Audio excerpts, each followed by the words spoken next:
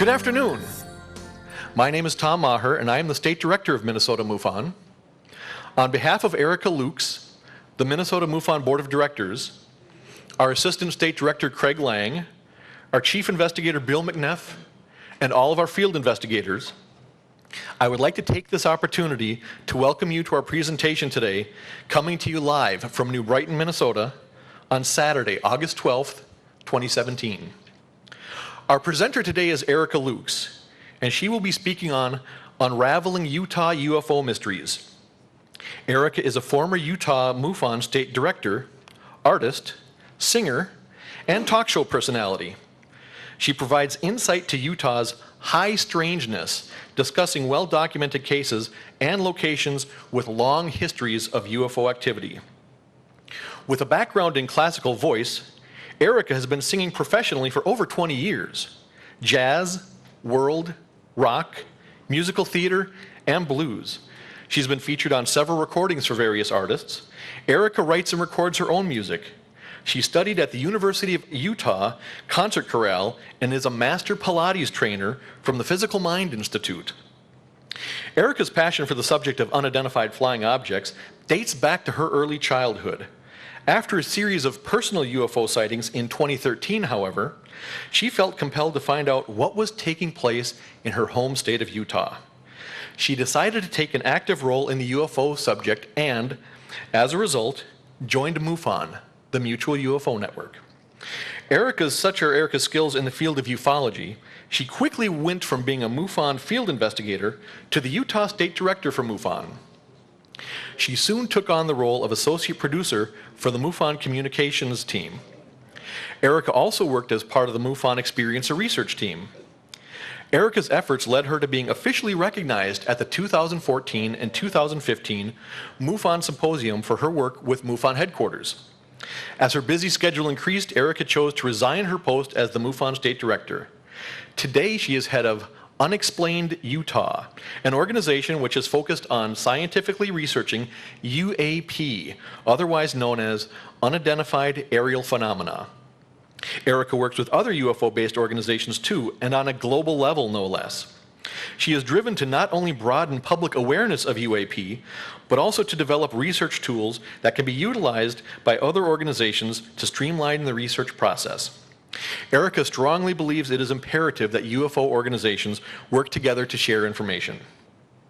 Minnesota MUFON, it is time to take a step outside of our borders and take a little trip down to Utah. Please help me welcome Erica Lukes. Thank you.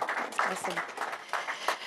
Well, I am absolutely thrilled to be here with all of you today. This is an honor to meet all of you, and I hope that I have the opportunity to talk with you and find out personally why you're here, and chances are it's because of the same reason that I'm here. Because I experienced something that was so profound, and I looked to try to find answers, and I couldn't find any. And I found a group of people, not only in Utah, but all over the world, who have the same goals and have the same passion and want to understand what we're dealing with. And I will tell you that, to me, this has become my mantra. Right now, this is something that we need to take into consideration. And if you don't know Rear Admiral Delmer Farney, he was a member of NICAP, and he states these words: "Unidentified flying objects are entering our atmosphere at very high speeds, and they are obviously under intelligent control. We must solve this riddle without delay." So this was decades ago. And the question I have to ask each and every one of you is, what progress have we made? Have we come closer to learning the truth, or have we become splintered, and are we moving away from good research, from a cohesiveness that will help us expand our knowledge base? I think that I'll answer that question for you. I think that we are right now in a very tenuous time. I believe that there is a lot of disinformation being given in our field right now, and I believe that is because we are this close to finding out a truth, the truth that is absolutely undeniable. We say this was out at Area 51, if any of you have ever been out there. I know that you were just out there, but I want to believe, this is something that I want to believe. Actually, I don't want to believe because I know. And I want all of you to leave here knowing that in your heart, in every essence of your being, that this is not a belief system. This is a fact. There is something intelligent engaging with us. And if anybody ever tries to argue with you, you say, I want you to go look at the work of Barry Greenwood, who is the world's most important archivist, who has declassified documents like you would not believe. You look at those documents and you tell me that there is not something going on. You look at the work, which I will be talking about, of Professor Erling Strand and his team from Hesdal in Norway, 30 years of data, and you tell me that there is nothing going on. This is real. It is not a belief system, and it is up to each and every one of us to figure out how we are going to address this and move forward before the powers that be make that choice and we get forced into something that won't be for the best interest of all of us.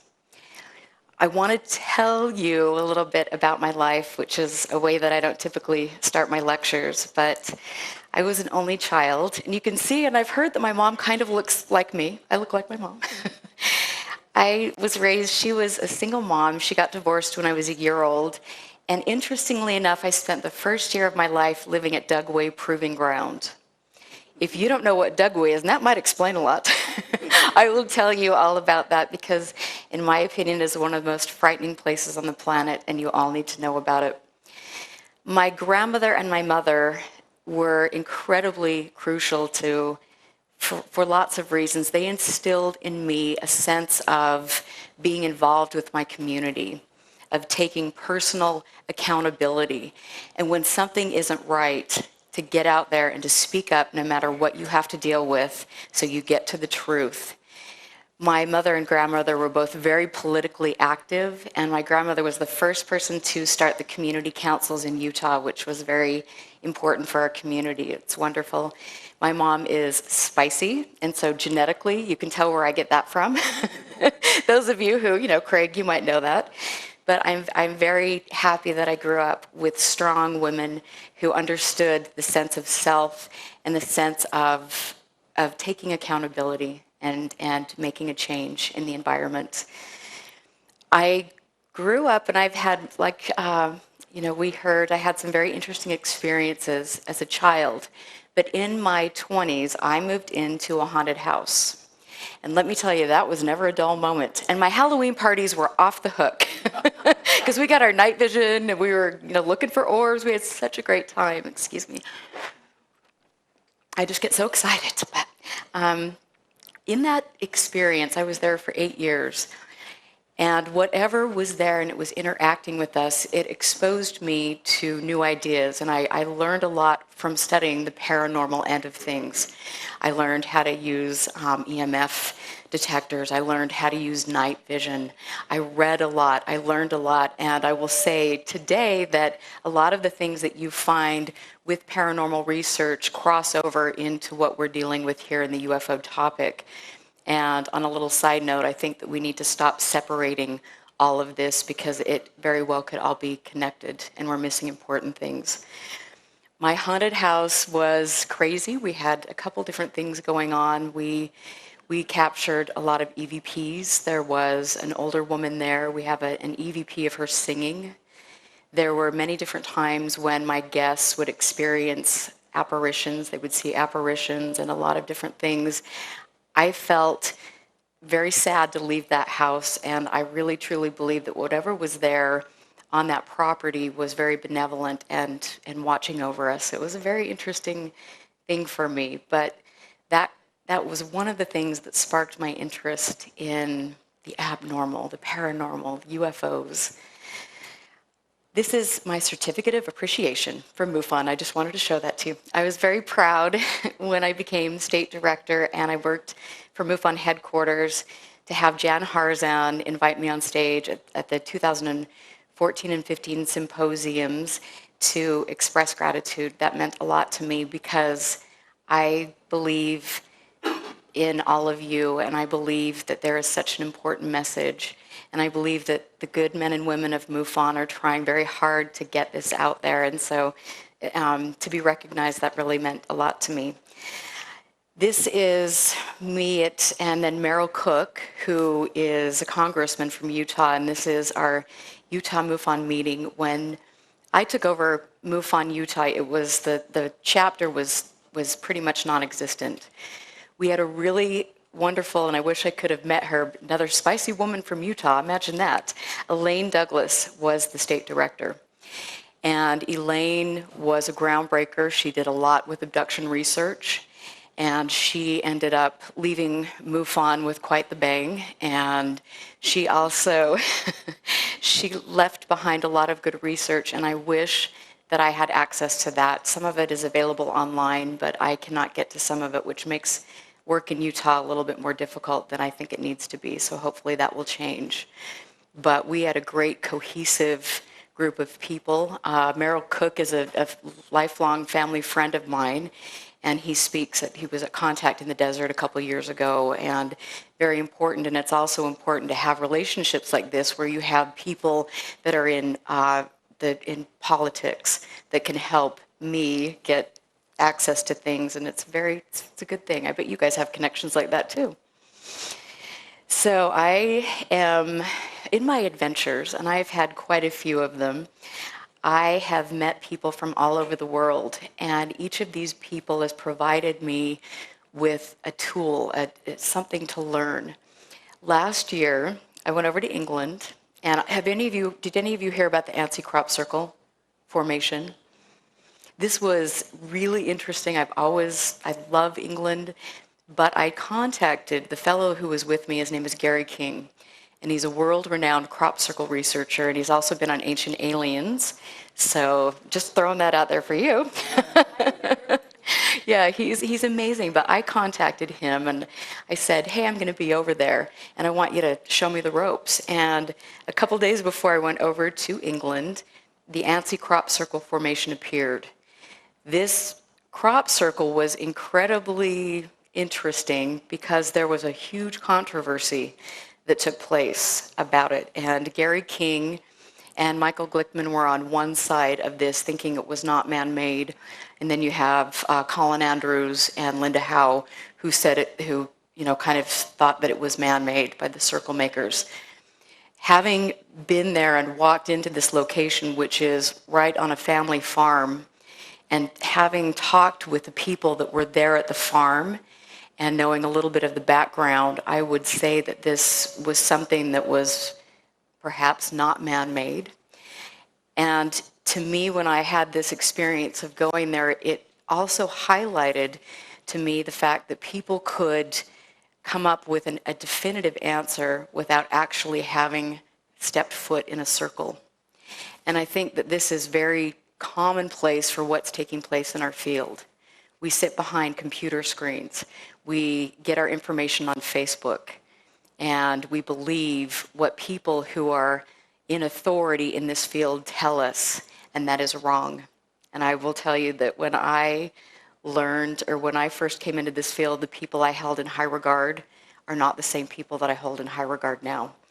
So again, the Ansi crop circle really showed me that you can take a family, a good working family that had this farm, and destroy their reputation, and do that without really doing research. And I think that's just something we need to be very cognizant of. I also met with my friend who has been on my radio show, Tunde Antarase, who is a world-renowned remote viewer. And we had just a fascinating conversation, and he is training me in remote viewing, which I think will be very exciting. So I go to all these cool places. I meet these wonderful people, and I try to share this information with all of you so we can learn. But we're going to not talk about that. So right now, what I'm doing, this is really cool, and I don't know if you guys watch Destination America, but I'm in a new TV show, and this is my expressive gesture. But it's called UFOs, The Lost Evidence. Richard Dolan, Nick Pope, John Greenwald, the good old gang are all in the show, and I believe it's some of the same producers as Ancient Aliens. And it's well done, and we're seeing some fresh faces, which is the seventh sign of the apocalypse, and it's a beautiful thing. We need fresh faces. So hopefully you'll watch that. They're replaying the episodes, and we're going into shoot season 2 coming up in October. I was a singer. I have not done that for a long time, but I love that. And it's interesting to me, being a creative person, to study ufology and to see how many creative people have experiences. So I wonder, and I know Grant Cameron has done considerable work on that, and you're lucky enough to have him here, but talking about musicians and their sightings reports, and are we wired differently? Can we pick up things? I think these are all important questions, and sometimes I think because I have this artistic ability and maybe not too much ability to balance a checkbook, that that there's something here that I can get that other people can't. I don't know. It's curious, and we need to study it. I have a radio show, and it's called UFO Classified. I do it every Friday night, and I have brought on some of the best researchers in the world, and they're people that you probably haven't heard of, and they're people you need to know about. People, I'm sure you've heard of Fran Ridge, who is with NICAP. He hasn't done a radio interview in eons. Neither is Barry Greenwood, who is incredibly important for historical preservation and archiving. And then also Greg Long, who I will talk a little bit about because he did a significant body of work and wrote a book about the Yakima Indian Reservation, which is a window area or hotspot, and we have many of those around the world. So in Utah, as I make my merry way around to all the different events and meet different people, I do this because I meet people like this. This was the Utah UFO Festival, and I sat and talked to these two gentlemen who both live in very remote areas. Both of them have had incredible sightings, and had I not gotten out there and made myself available or put them at ease, I never would have been able to hear their experiences. And these are important, and they're profound. And so just as much as I'm researching this, I also feel like I need to be a support system, as most of you who do this feel we need to be as well, because sometimes these sightings are so frightening and so out of the norm that people need to know that they're okay, they're not crazy, that this is something that is real, and we have a cohesive community that will work together to try to figure it out and support each other. I own Total Body Pilates, which we were mentioning, so I've been a business owner for 20 years. I love it. It's fun. I get to help people, and that makes me really happy. I've got great clients. This is my Pilates studio, so it's kind of cool. I just redid it, so you just have to admire for one second. It's very awesome. But it's also challenging to be a mother and a business owner and a UFO researcher. I'm just throwing that out there, but I'm having a good time, so whatever. I had to throw this in here because this is the dorkiest picture on the planet, and this is Zach Bagans, but we were at a paranormal thing. They were shooting Ghost Adventures, and the first thing that came to my mind is, can I see whose biceps are bigger? So I had a little biceps off with him, and clearly I won. I don't know what to say about that, but this is my car. And I just wanted to throw this in there because I go out and around, and I'm in another episode, and I do a lot of investigating in my cute little 65 Ford Galaxy convertible. So I just wanted to share that with you. Those are little bits and pieces of me, and it's fun. I love life. So this is me singing at the 2002 Olympics, Lin Ki Tai. I've got so many slides, and as we know, I love PowerPoint. There's the Pilates studio. And then there we are filming an episode out by Dugway Proving Ground, which we are going to talk about next, the radio show. I'm buzzing through these because we had a little issue I had an issue with the PowerPoint. Hey, so now we're going to get to Utah. Utah is, without a doubt, one of the most beautiful places on the planet. How many of you have been there? Yes. Okay, cool. That's so awesome. The scenery is unlike anything you will ever see. It is beautiful, the desert, the mountains, and we have the best snow on earth, which is really the truth. I love it, except it costs way too much to go skiing these days, so I would rather buy night vision gear. That's the way I roll. We also have a really quite a unique geography. We have a lot of natural resources, and so I've been, taking different maps of energy resources, of the gravitational anomalies, and then also uranium, the uranium maps, which are really curious. So when you're seeing, sightings clusters, you see sightings up here to this part, which is Dugway, and then you've got over here is the Uinta Basin and home of Skinwalker Ranch. So it's very curious, and I like to take all of these maps with my research partner, Jeff Cox, and then kind of layer them and see what the commonalities are. And I think there are some very interesting commonalities. Of course, in Utah, we have the church, in case you didn't know that, the LDS Church. And so that creates a very interesting dynamic. I have also found as a researcher, it's important to go back and look at all the history of the Mormon Church, of the settlers, of the Native Americans. All of these things help build a portfolio, so to speak. And then you can look at all of this, and instead of just looking at a sighting, you look at the bigger picture, which I think is very imperative to what we're doing. There is no separation of church and state, and we have a lot of military in Utah. We have the Utah Test and Training Range, which is tens of thousands of acres. And let me tell you, they test some very unique things out there. Dugway Proving Ground, Hill Air Force Base, and then also the NSA. So did you know that the NSA just opened up shop in Utah? So all of these things are, very close, and it's quite curious. This is out at Bluffdale, and this is not too far away from Dugway, but this is a huge installation. It cost, obviously, millions upon millions of dollars to put that installation there. But we have a lot going on in Utah, and I think the interesting thing is we have such a kind population of people. They don't ask questions. And I think we need to, because there are a lot of things going on that are very alarming. We also have a lot of aerospace industry in Utah, and they use Dugway Proving Grounds to test a lot of their newfangled weapons. Orbital ATK is there, just to name one. We've got Boeing, Lockheed Martin, Zodiac Aerospace, and this is just a fraction of what we have there.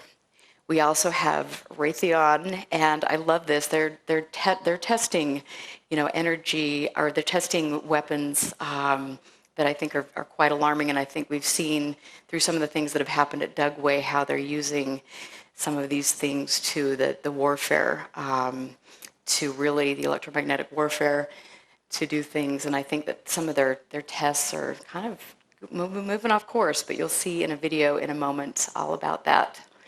We've had interesting sightings, and this is really super cool. I brought this magazine so you can look at this. This is 1969, and the fellow that wrote this he became so enamored with this topic, and his dog, this little bulldog, they were out in a remote area. He photographed some very interesting things, and his dog eventually died of radiation poisoning a couple days later. So I've been collecting everything I can on Utah, including old newsletters, periodicals. I have a subscription to the newspaper archives, so I go through and cut things and put them in a binder and then pull them out when I need to, but really amazing cases.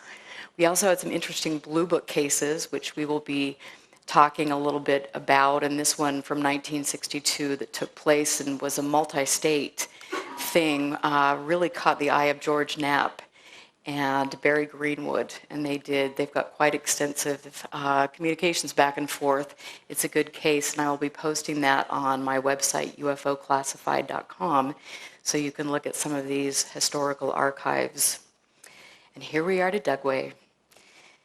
So I hope if you retain anything from me talking, it is this. Because like I said, this is the most frightening place, in my opinion, on the planet. And I live 80 miles away. Salt Lake is the most densely populated city in Utah, and we're 80 miles away from a place that ships live anthrax via FedEx. This happened a little over a year ago. But it's quite unique, and it's also unique because of the UFO sightings that are around Dugway Proving Ground.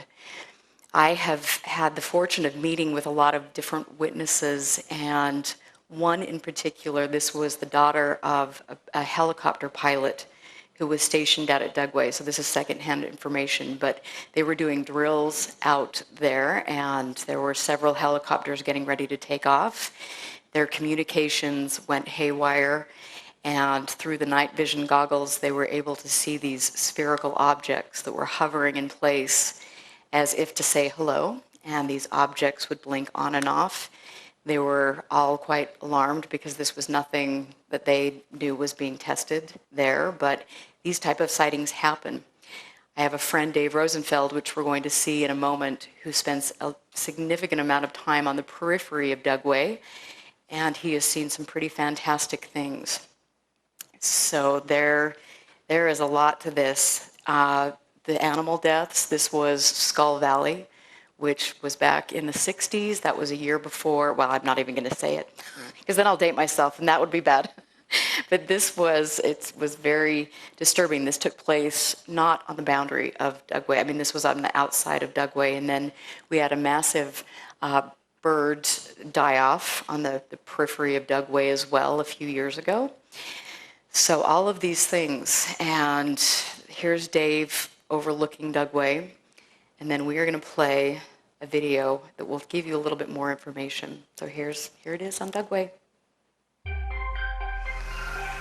The Chemical Corps Proving Ground at Dugway, Utah, provides the space and facilities needed for the field testing of agents, munitions, and delivery systems.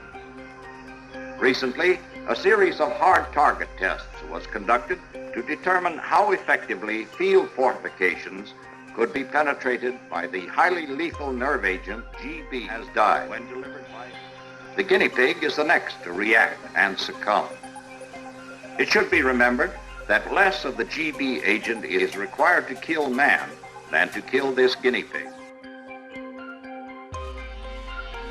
Just one of those things, it's failure after failure after failure. And here they are out there with at least 30 military contractors out there at any given moment doing whatever they want, meaning no congressional oversight, no independent oversight. They do whatever they want out there. Now, I've seen some of this testing.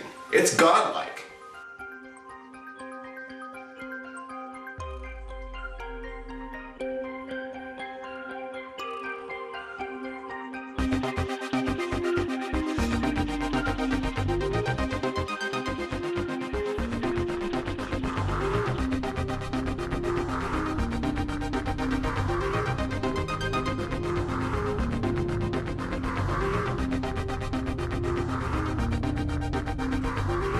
She'll say that there was never really any risk to the public, but many are wondering how the military managed to send live anthrax spores to at least one lab and possibly several others.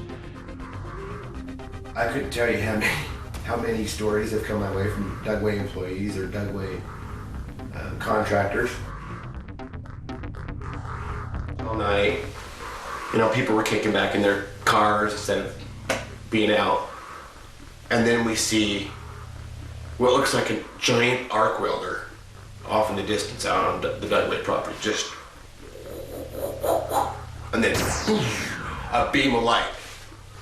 And we're all like, hey, see this? Wow, that's crazy. And about 15 minutes later, that arc welder type thing goes off again, and this time shoots up, and as it's sitting there, all of a sudden, these blue lights come down, completely surrounding this beam. Almost as if they're watching this test. Okay, beam of light goes off, blue lights are gone, we're all just going, oh my God, I hope we got that on camera.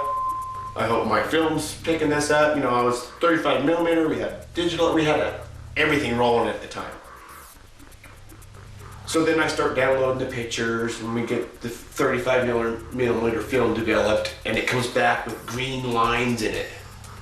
My 35 millimeter pictures, Don's 35 millimeter pictures, and all of our video. All the 8 millimeter Handycam stuff, all have these green lines going through. So I take my film back and I says, go to the processor. I said, what would cause this? And so 2 or 3 people came in and said, well, it's not processing. It would have to be that your film was exposed to radiation or x-rays. And that's when we really started worrying about our health, going, gosh, were we too close to this test? Because we all felt sick afterwards. We get these green lines in our film, in our video, and we smell this ozone and this weird fog is rolling through. So I have to ask you, I mean, do you were outside of the boundaries of Dugway, right? Yeah. So that means that whatever was happening to you affected you outside of the boundaries, and that is a huge problem. Yeah, and that's when we contacted the Dugway Watchdog Group and the news authorities and all that, and said, you know, people need to know what's going on here. All right, we have some new information just into our newsroom tonight about the lockdown at the Dugway Proving Ground. We told you earlier. People in American Fork and Highland reported some strange happenings in last night's sky. They did, and they want to know what was hovering over that area between 7:15 and 7:30 last night. ABC Something as they hung low over the sky. I don't believe in extraterrestrials. Lynette Chittister doesn't believe in close encounters. Neither does Mike Galbraith. And when people tell me this, I think, oh, you know, you're just seeing things or people are making things up. But last night, both saw something in the sky that they can't explain. Mike was in the Air Force and says the lights hovering in the sky were unlike any he had seen. He was outside a shopping center in American Fork, grabbed his cell phone, and took this video. But I looked up and there was 3 red lights, and then they started dropping. It looked like flares or something bright was dropping straight down. Lynette saw it too at her home in Highland. And I noticed over the roof of the garage a red light and a white light. And the red light isn't flashing, that's like an airplane light does. That's what drew my attention to it. She says soon there were 3. And out of the red light comes like a firework, the phosphorescent silver. It's coming down out of it, and I thought, okay, I've never seen that before. Both say the objects were flying slowly, almost hovering, and were in formation. And they looked like they were flying in formation perfectly together. And then whatever was dropping looked like it was burning real bright. But Galbraith says the lights were without sound and did not belong to any plane or helicopter he was familiar with from his military experience. And he says what was being dropped were not flares. They usually shoot out of the sides or they shoot down, and there's a lot of them. And you could definitely hear them. Lynette's husband once manufactured military flares. He agreed what was being seen was not a military exercise. But what was it? So there's Dugway.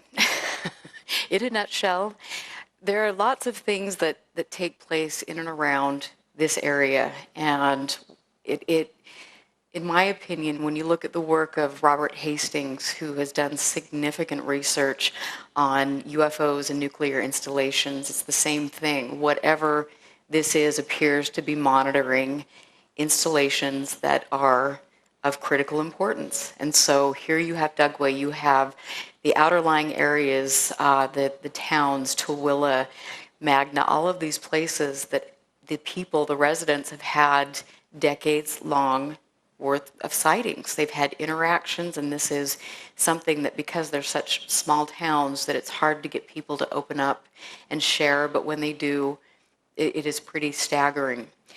I want to just give a little side note here. When you look at that last video, I met with Ben Hansen. I was speaking at a conference with him in Texas, and he had mentioned that somebody had sent him something claiming to have been responsible for what those people saw. And I would love to know who that person is. I would like to talk to them. I know personally, I've done a lot of research, and that what was seen is this isn't the first time that this has been seen. One of the witness testimony is the critical piece is they were moving in formation, which if it was a flare or it was a balloon with something burning off of it, they wouldn't be doing. So sometimes when people give these, oh yeah, that was me, I was just doing a hoax, like in Phoenix, Arizona, you know, when you had the Phoenix lights, it was the same type of thing. You see a couple people come out of the woodwork to try to explain this, and then you have to ask yourself, well, wait a minute, why are you doing this? Who are you? What is your motivation? So yes, there are things that are mundane that can be explained, but when you look at stuff like this and you see the parallels to other sightings all over the world, you see an orange amber sphere that appears to be ejecting things, then you need to look further and you need to ask questions. And when somebody steps up to try to debunk it, you need to say, not so fast. We got a little more digging to do. So Dave is a good friend of mine, and he is also on that TV show. We do lots together, and he's going to be in a clip coming up pretty quickly. But I want to give you a good historical perspective of Utah because it is a state that we haven't gotten a lot of coverage for things other than Skinwalker Ranch, which is really exciting. We're going to talk about that. But Project Blue Book, there were a few cases back in the late 50s, 60s that were pretty pivotal. And I think that some of you here who are really well versed in all of this would know about this. So we have the Delbert Newhouse footage. He was traveling through Tremont, Utah, and during this time, he and his wife and children observed some spherical objects, and I wish I had the video to play for you. I don't, but it is readily available on YouTube. He was a photographer, Navy photographer, and he got out of the car and videotaped or filmed these objects, these white spherical objects. There were several of them, and they were moving with a very deliberate purpose. The Newhouse footage is interesting because this was scrutinized. There was over 1,000 hours of analysis done by the powers that be.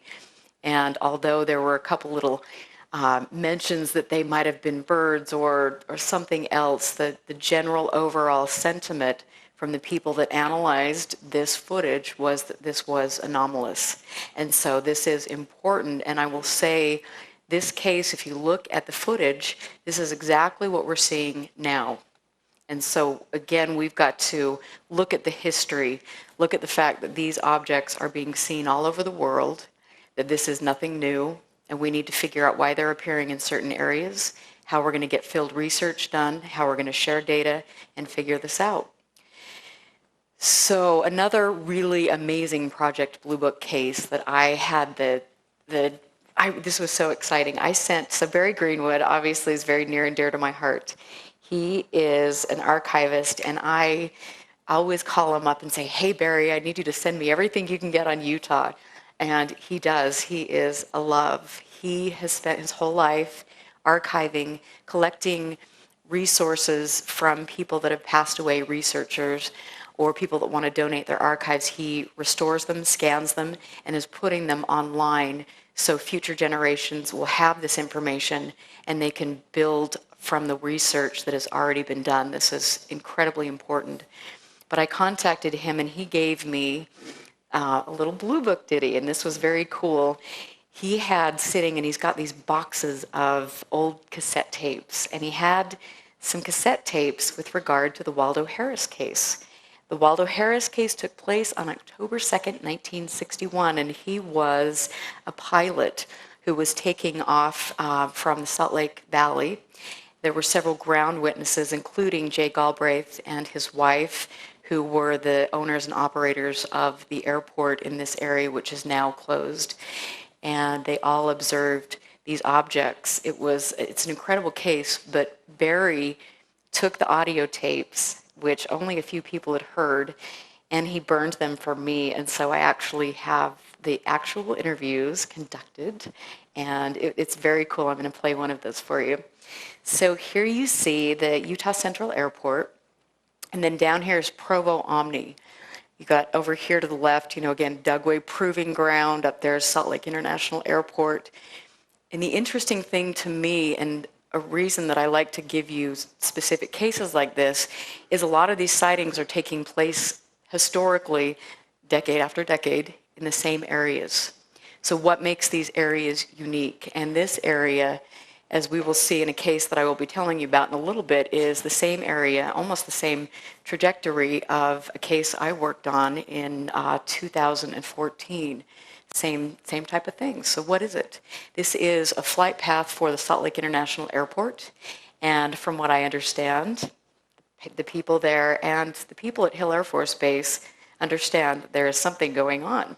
So it would be very nice to have a little chat with them, but of course they don't return phone calls. So this case was incredible because of the fact that you had this pilot who was seeing things. You had ground observers. They were all intrigued, and they were not people that were expecting to have a UFO sighting, so this was very out of their element. Here is a drawing by one of the witnesses, and I will have, again, all of these papers available for you to look at on UFOclassified.com. And then Professor McDonald, David McDonald, actually did a lot, not David, yes, okay, I'm totally flustered because my PowerPoint's special, but he did, James McDonald, thank you for having my back. James McDonald, who was a professor in Arizona, did significant studies with regard to this, and he actually has a video interview with Waldo Harris, or excuse me, an audio interview, and you can find that online. I wish I could have played that for you. It's really important, but he did some great work, and also in this audio interview told Waldo Harris, you know, the people, the powers that be are saying that this was explainable.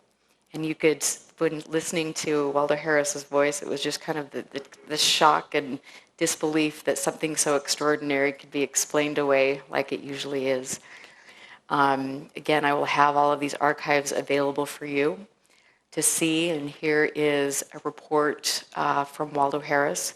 It explains his sightings. He was in a small plane. He took off and then saw this disc-like object and began to pursue it. Let's listen to, really quickly, we're going to listen to one of the audio recordings, and this is a treat. So hope you enjoy it.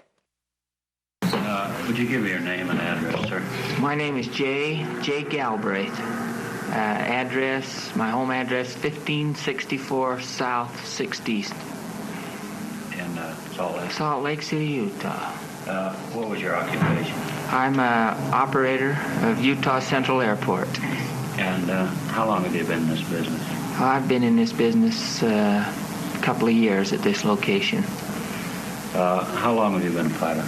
Oh, 20 years. And about how much flying time do you have? Oh, probably close to 2,000 hours. Fine. But did you notice any definite shape to this object? No, I wasn't able to see a definite shape. What did it appear to you like? I could see this object with my naked eye, the glow of it, and through the binoculars I could see that it was just a bright, shiny object. Could you compare it in size with any known object, baseball or a pea or anything? Oh, I'd say it was much bigger than that. I'd say it was up in 25 feet in diameter or something like that. I mean, at the distance, what would you compare the size with? Oh, basketball, probably. Could you determine any color? The color would be, without the light shining on it, would appear to be gray. The shiny part would be a flame color, bright, brilliant flame color. Was there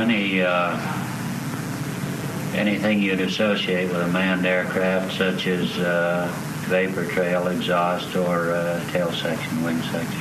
No, sir, nothing that way. Was there any sound at this time? No, sir.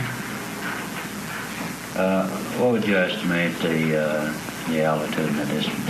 I'd estimate the altitude at about, at the lower part of it, around 15,000 feet, and it extended on up maybe 20,000. That was a different time. Yes. It moved up. And could you estimate the distance? The distance from here would, my estimation would be 15 to 20 miles.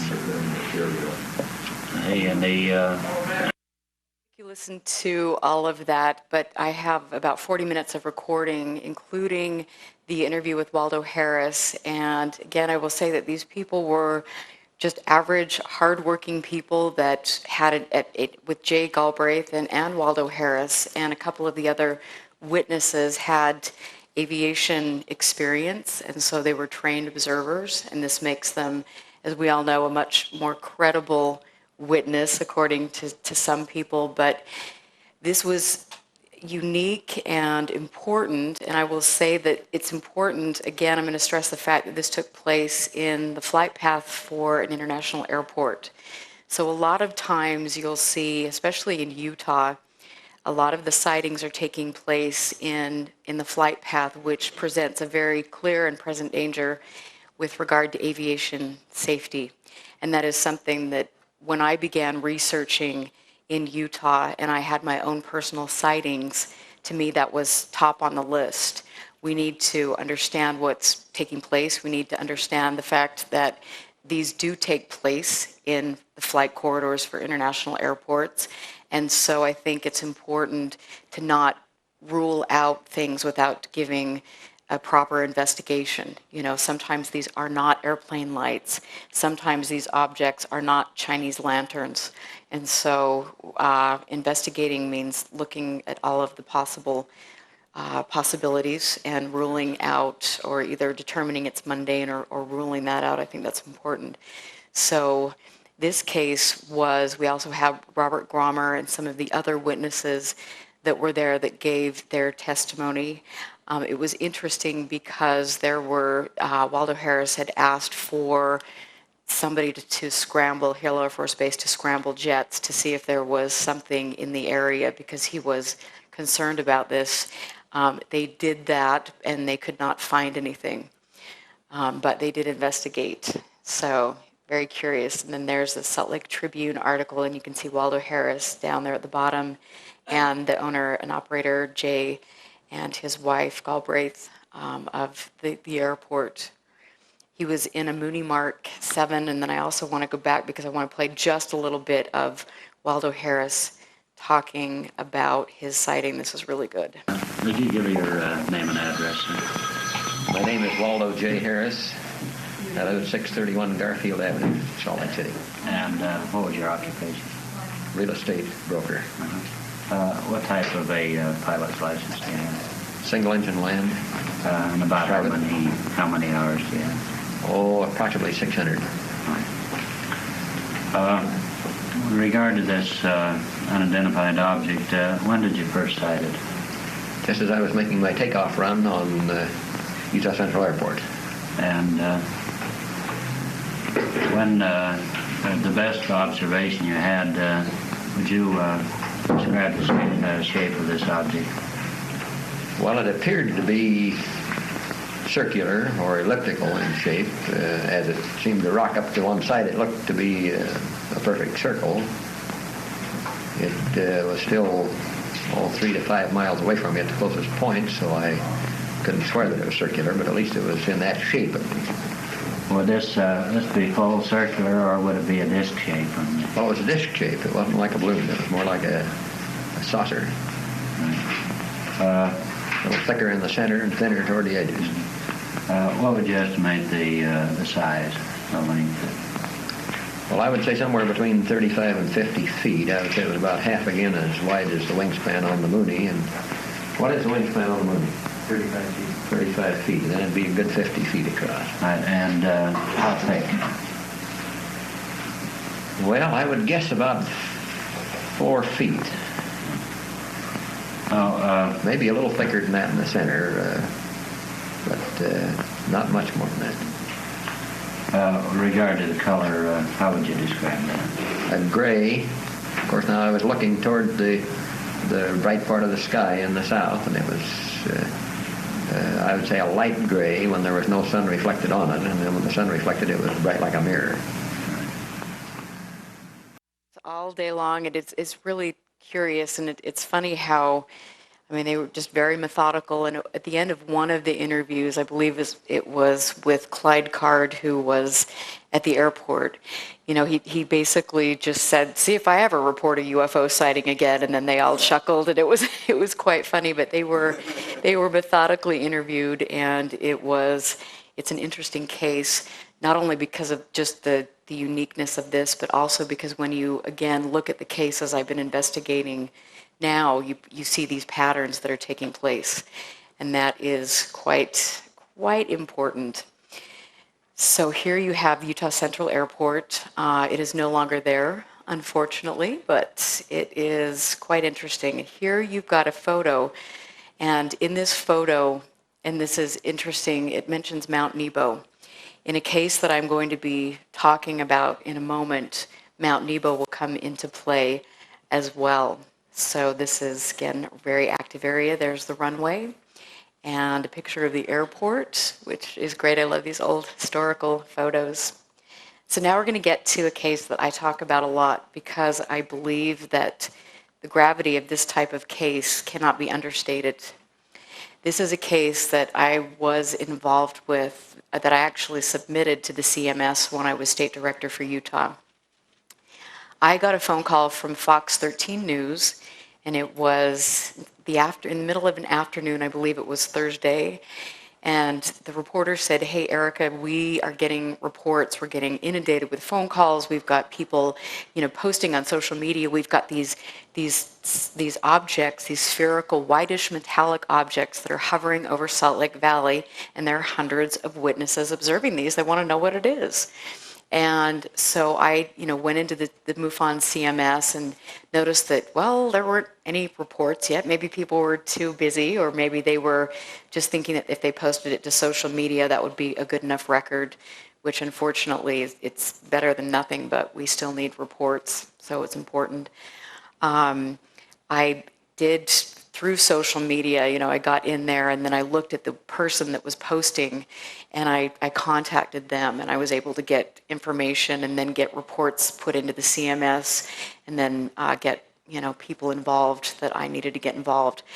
I knew that this sighting was too important. The next day, these objects were observed in Breckenridge and all over Colorado.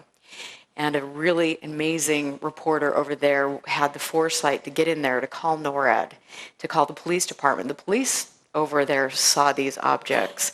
And when I reached out to the police officers in Utah, they were a little bit kind of on the down low. They didn't want to talk about it, but they did over in Colorado, which was awesome. I knew it was imperative with a mass sighting, a mass daylight sighting, that I get in there and request radar data immediately. So I contacted Bill Puckett, who is from UFOs Northwest. He is, I have the utmost respect for him. He's worked with me on other cases. He's one of the best radar analysis experts in the world. And so I submitted a FOIA request with his help, and also Robert Powell, who was with MUFON, and I have a lot of respect for him as well. But we submitted that, and not once but twice we received data back, and the data was unreadable, in unreadable text format. Was that perhaps somebody that was new on the job, or was this a case of trying to hide important information? We don't know. But when I started to interview witnesses, and I went out into the field, and I interviewed a group of people that lived in an apartment complex.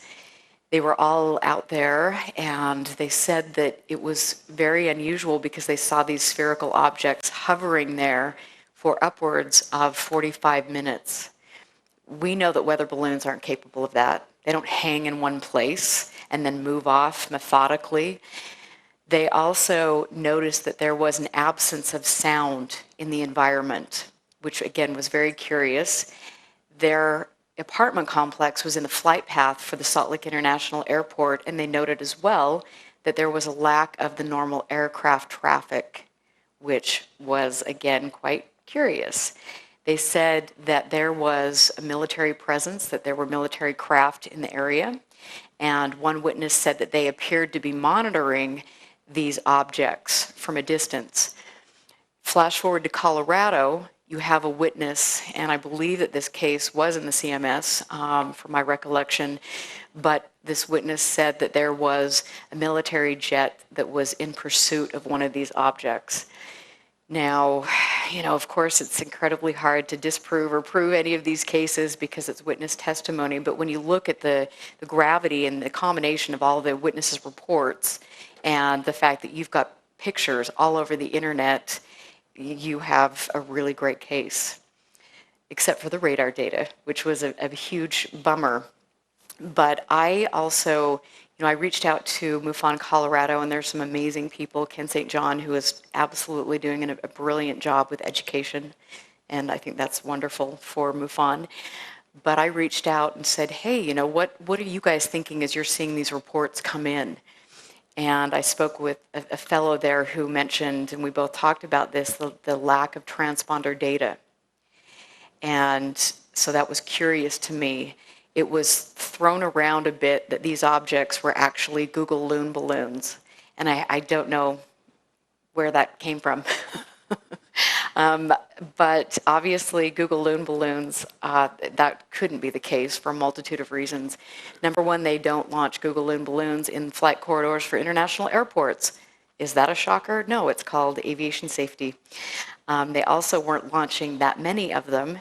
And after my talk with the FAA, I found out that, guess what? They weren't launching in Northern America, so they are not Google Loon balloons. There was also no transponder data, and that made it a very important case. So I'm going to play this video so you can see what they did in Colorado. This is very cool. 3 very mysterious shiny lights over Breckenridge have police and residents puzzled. Just before noon today, law enforcement agencies started getting reports of UFOs. 9 News Mountain Newsroom reporter Matt Renew is joining us from Breckenridge. And Matt, many people saw these objects today, including yourself. You bet, Mark. It has been the talk of the town around Breckenridge all day.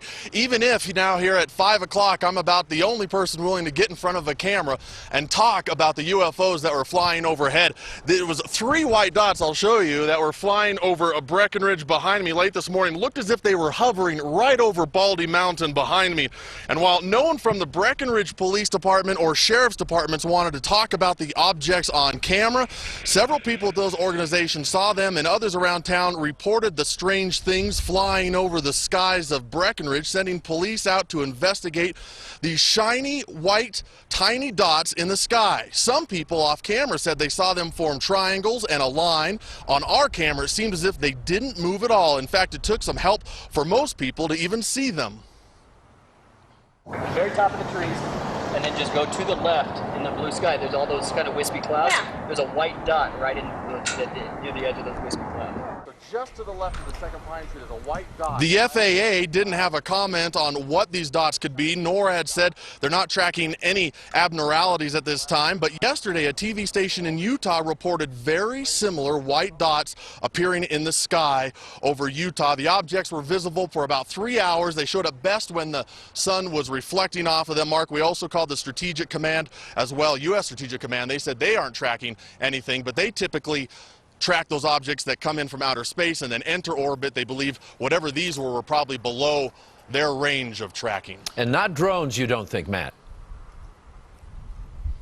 I don't think they were drones, and the folks that I talked to said they didn't look like weather balloons because at times they would just sit there for 5 or 6 minutes, 10 minutes, 15 minutes without moving an inch on our view screen in the camera, and then you would see a flash of light and they would take off across the edge of the mountain ridge behind me. So it didn't appear to be drones, it didn't appear to be weather balloons, truly unidentified flying objects in the skies over Breckenridge today. All right, Matt Renew, if you should suddenly disappear, we have a clue. Matt Renew reporting live from Summit County.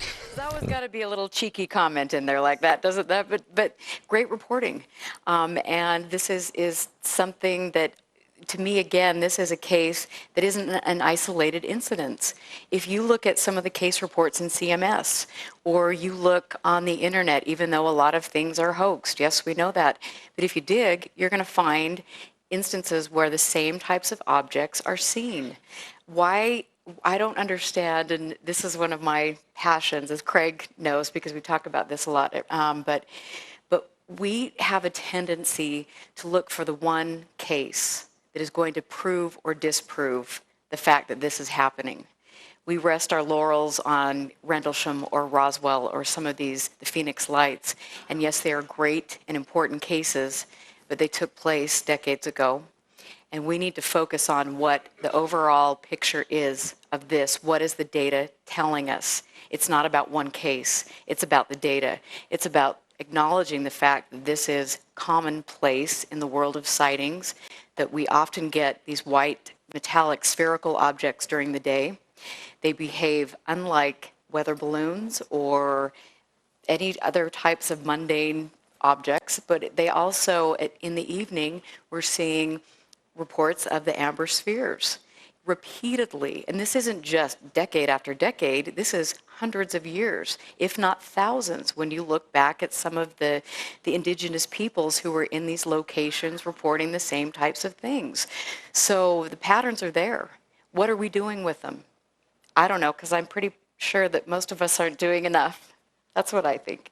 So here are some photos, again, that circulated on social media. And you can see these objects. So they were quite curious. I have another friend who actually videotaped these a couple years after that, and the video has been analyzed, and he's the biggest skeptic on the planet and was pretty blown away seeing these things in Salt Lake City.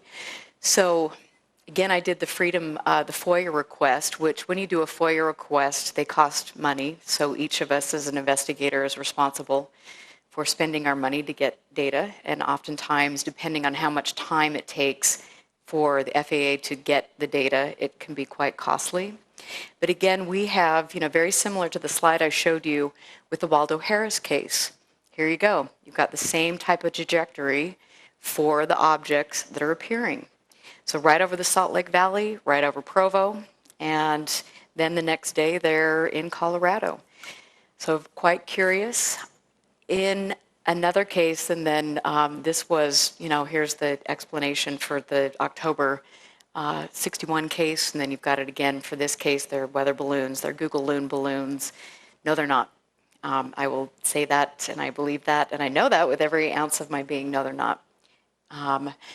But finally, when I investigated this case, and I'm going to talk about this case, another big one with radar and audio data, I will talk about that after the break, but again, when I got this American Airlines pilot case, and I reached out to Bill Puckett to obtain a FOIA request for radar data, I said, Bill, we're working with different people now, let's just humor me and let's try to read the data off that old case again. And so he sent it to Martin Schaaf, I believe, overseas, and he was able to pull off enough data to substantiate the fact that, yes, there was an unusual amount of military aircraft, F-16s, in the area at the time of the sighting. So that validated what the witnesses on the ground were saying. The military, there was a heavy presence there. When I joined MUFON and I was trying to learn from people, it shocked me, honestly, to hear people say, nope, we're not going to go there. This has nothing to do with UFOs. And I thought, what? How do you know?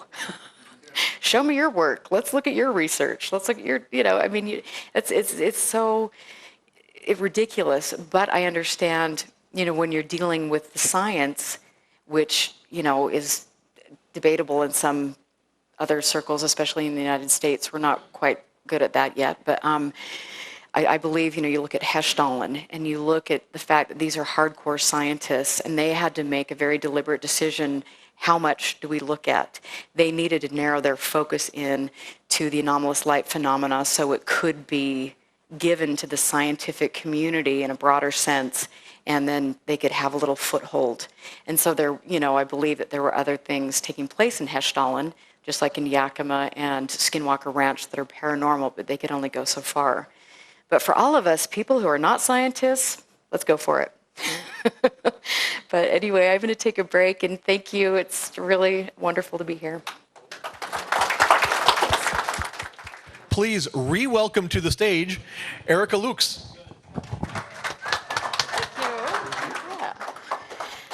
Well, thank you. You are also warm and wonderful, and I am impressed at the community that you've created here. And I hope I get to go visit Paisley Park. That's all I'm saying. I don't have that much time, but I love Prince, and it's very cool that he lived here. And But there's so much information that I have to share with you, and I love obviously making videos and sharing videos and all of these things, but I know that Skinwalker Ranch in the Uinta Basin is curious, and I will tell you, I have been there many times, and it is one of those places that you go and the whole vibe, I mean, it's just that whole area, it's palpable.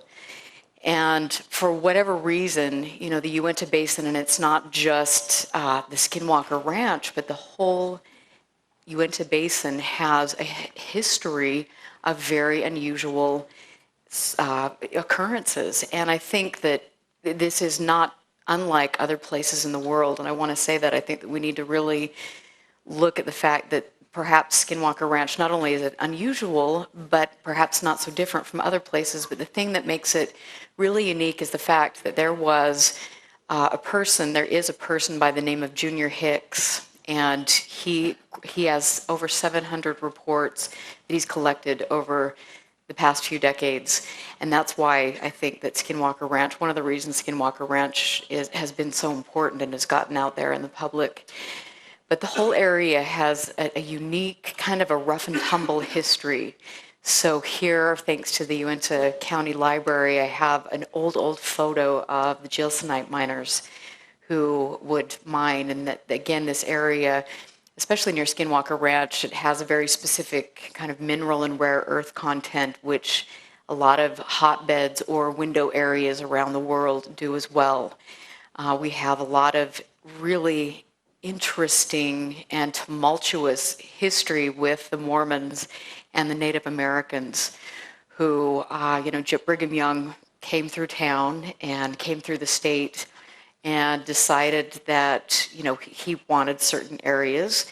And one of the areas that he didn't want was this area in the Uinta Basin. Shocking. And so you have the array oil fields there, and you've got a lot of really interesting Ute history and Navajo history. It's complex, it is intriguing, but there was always kind of an element in this area of, we had a lot of miners, you had a lot of kind of living on the edge type of lifestyles. So there was, it's been an interesting area. And then you throw in all of the wonderful petroglyphs in the area, and there are petroglyphs that are at the McConkey Ranch, which is not too far from Skinwalker Ranch. Those are curious, and if you're driving through this area, you can go see them. Ron Regehr, who was the Utah State Director and is a friend of mine and a colleague and very active in MUFON, Arizona now, has done a lot of research with regard to petroglyphs, and there are some interesting things in 9 Mile Canyon that he talks about, and he feels that they are kind of the guardians protecting from skinwalkers. But the skinwalkers, I mean, all of you have heard about skinwalkers, right? Oh, Lord have mercy. Okay. Well, let me tell you, the skinwalker is a Native American and Navajo belief, oral tradition. They're a witch. And it's a person that derives power from negativity, from death, dismemberment, from any sort of behavior, human behavior that is not necessarily good. And the skinwalker gets his power by either killing somebody or doing something very despicable. They have the ability to shapeshift. So oftentimes in areas, and it's not just at Skinwalker Ranch, we've got reports of these shape-shifting creatures all over the world, which is curious when you start looking at some of these window areas, and they have, some reports have them, this tall, slender man with hollowed out eyes and long stringy hair. Then you have these skinwalkers kind of morphing into some bipedal creature or a wolf or some sort of animal. And it really is curious, but I will tell you what, I have talked to more people that have had really intense, profound experiences with whatever these entities are, that I can't tell you that this is a fantasy. I believe that there are reasons why indigenous peoples pass on these myths, legends, and I believe it's because there's something very profound going on. So up in the Uinta Basin, you've got reports of skinwalkers. The Uinta Basin, particularly Skinwalker Ranch, has a reputation as being a place where there is a lot of negativity. And I believe that there are places in the world that have maybe a little bit more positive energy and places that have a very dark and disturbing energy. Do I think that everything that goes on up there is bad? I probably don't, but it is interesting to me when you start to talk to the people that live in that area, when you look at maybe the crime statistics, when you look at the health statistics, when you take all of this, and there's a lot to take into consideration. I believe that when you're in a location that has such recurrent types of phenomena, I believe that if we really put some good effort into this and studied it, we would find that there are detrimental effects on mental and physical health. And I believe that needs to really be looked at. So it's, again, one of those things. We need funding, we need resources, we need people like you to help us do all of this. The Utah UFO display was a groundbreaking book, and on the screen you see two people who I will always just feel a kinship with and a deep appreciation for. Junior Hicks, who I was mentioning, was a science teacher up in the Uinta Basin, and he began to receive reports, and the police department became comfortable with him and he wanted to investigate, and this was back in the 60s. So he began talking to people and collecting reports about really unusual UFO sightings, strange creatures, you name it. He has reports on those, and this database right here, 700 reports. Can you imagine one individual doing that? I think it is so important. And just think if each of us did that in our own area, what a contribution we'd all make. Then we've got Dr. Frank Salisbury, who was a botanist, and he passed away a little over a year ago, which was a great loss. I had the pleasure of speaking with him on a couple of occasions, and he wrote this book, both of them together, which is the Utah UFO display. This is kind of the precursor for Hunt for the Skinwalker, another really great book, and I bet some of you have read that. But these two men had very devout belief in God, in the Mormon Church. And so when you experience this high strangeness and you have such a devout belief in something, no doubt this will play with your mind. And I believe that, especially with Frank, Dr. Salisbury, that was a challenge for him to kind of deal with both of the two. How does religion play into what's taking place in this high strangeness? I encourage you to read that book, and then also Dr. Salisbury has some great reports out there that you can download online. The Uinta Basin has always made news, just here and there, and this is before all of the Skinwalker Ranch things took place. So if you look back, you can see these old historical newspaper articles that I have been collecting. That's back in the 70s. Back when all the cattle mutilations really hit full force, back in the early 70s, in this area there were, and there still are, quite a few cattle mutilations, animal mutilations. It's not just cattle, but I have a witness up there who is a third-generation cattle rancher, and he had, as a child, when he was living up there, and he lived pretty close to Skinwalker Ranch, had his pet pony mutilated. He has lost a lot of livestock, and this is incredibly expensive. And when you're trying to make a living and one of your prized possessions is mutilated, and not only that, you don't have the ability to, who do you turn to? You can't claim this on insurance because insurance won't touch it. So sometimes, from what I understand, the cattle ranchers are disposing of the remains. I mean, it's very troubling.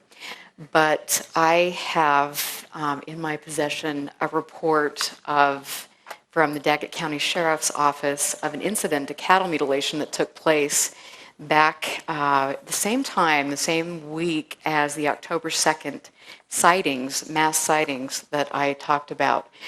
And in this, it says, you know, the detective involved talks about the mutilation that took place. And of course, it's the typical type thing. The organs were removed, things were cut out with laser-like precision, no blood or fluids left in the animal, and no visible traces of any humans in the area.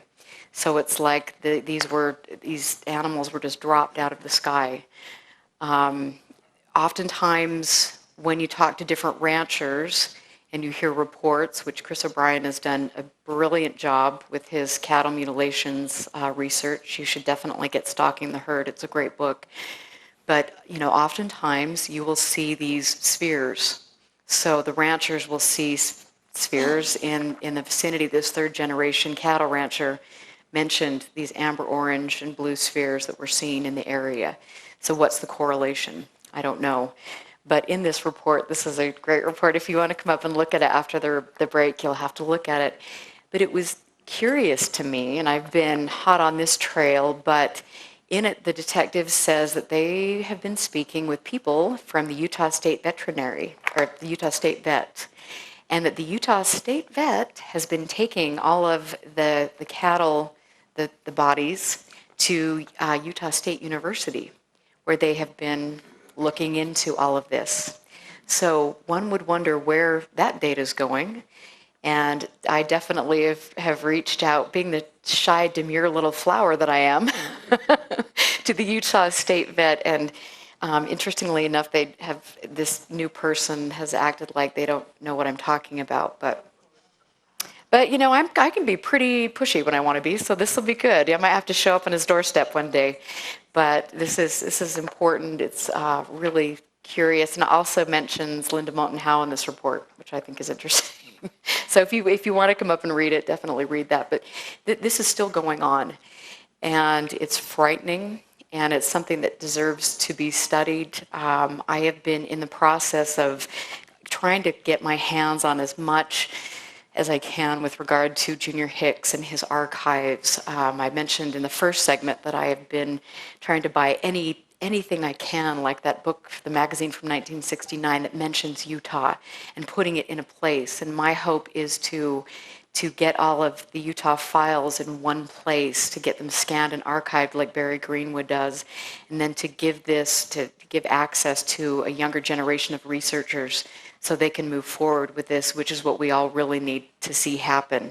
You know, we need to engage the younger generation. And for whatever reason, we're kind of missing the boat on that, I think. So there's Junior again. And then some of the local, you know, coverage, seeing portals. Is there a Bermuda Triangle in Utah? Well, duh, yeah. There is. It's called the Uinta Basin, and it's a trip, let me tell you. Then enter Colm Kelleher and George Knapp.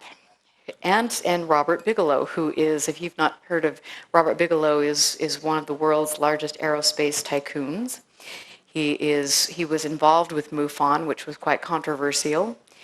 I happen to believe the more I research and kind of move through different circles, I believe that Robert Bigelow, I am actually happy that he had data and he was doing something with it. So whatever, I wish we had access to the data. I wish some of us could see that, but he's also funded all of this himself, so good for him.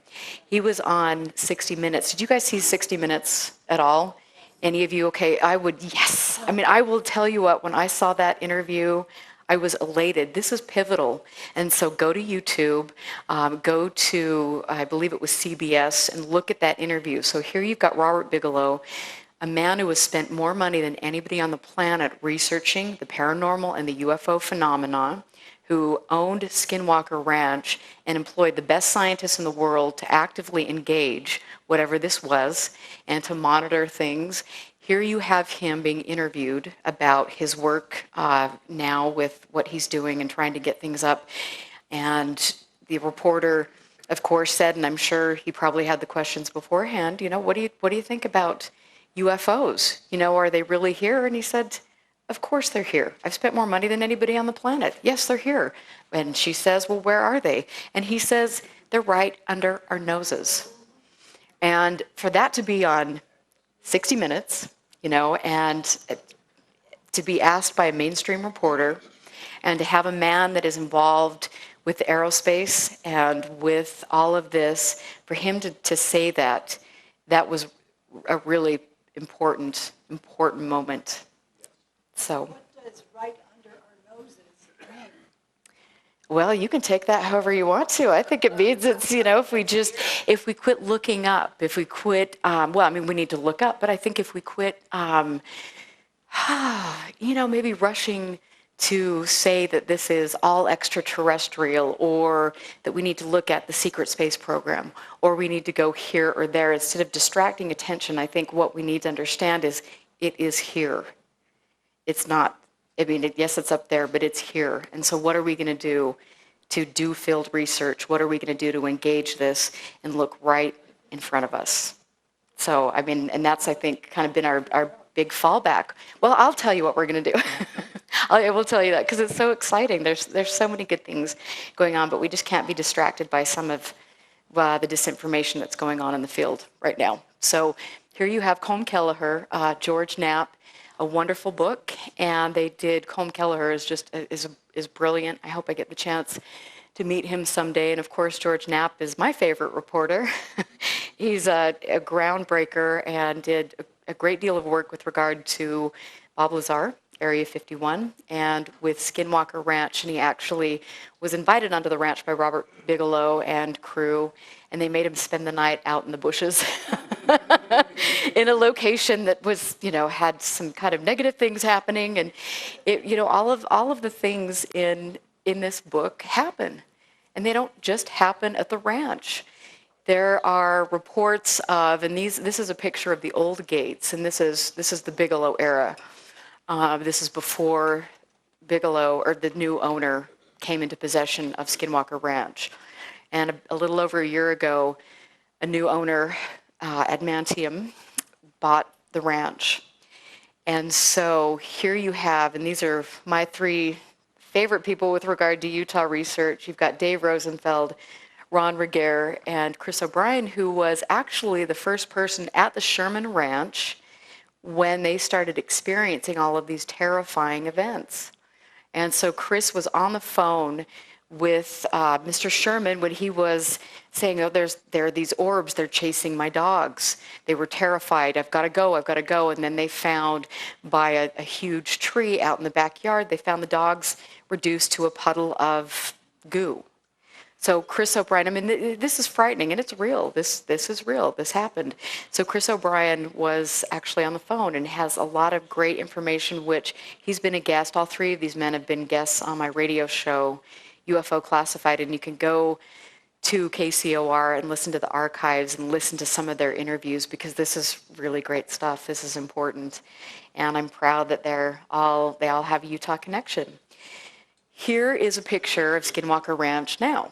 So as we can see, the new owners have been very methodical and take security to the extreme, which is important, because so many times there were people that tried to sneak on the property and disrespect that, go party, do different things, which is not only breaking the law, it's disrespectful. And I think and I'm just going to speak for, you know, for somebody who owns a business, owns property, there's a liability there. So if you're going into the unknown zone and there are creatures jumping out of portals and animals who are being mutilated and reduced to pieces of, you know, fur and goo, you can't have people just coming onto your property for a good time. So I think it's a multi-layered thing here, but from my understanding, the new owner is very interested in getting good research done.